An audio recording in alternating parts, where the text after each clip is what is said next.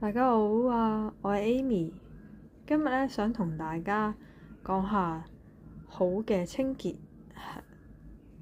產品啦，咁有效去油啦，去黑頭啦，同埋用完之後唔會乾啦。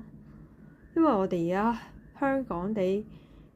嘅空氣質素啦係每況愈下嘅，喺行出街咧塊面咧唔過2-3個字咧，其實你已經係見到有啲黃黃黑黑咁嘅感覺嘅。咁你行完成日咧，你直情攞張紙巾一索一印咧，就已經覺得唔得啦，不得了啦，係已經好努力咁去攞啲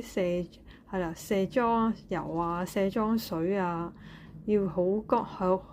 好努力、好用力咁去抹走晒啲污糟嘢。所以其實我哋一定要揾翻一啲啱自己嘅清潔產品咯。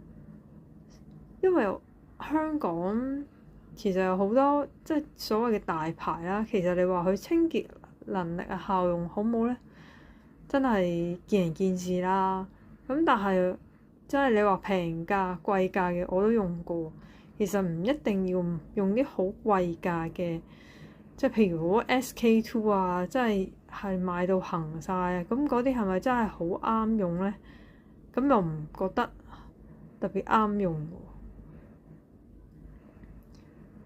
咁而家講翻呢4個產品啦，清潔係。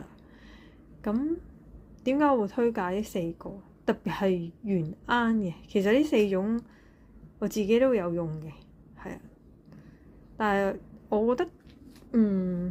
即係如果咧真係每一日啦最懶嘅，係啦，用粉紅色同埋用原胺嘅 DUO 呢一個係最方便嘅，因為唔使起泡啊嘛，一捽落隻手度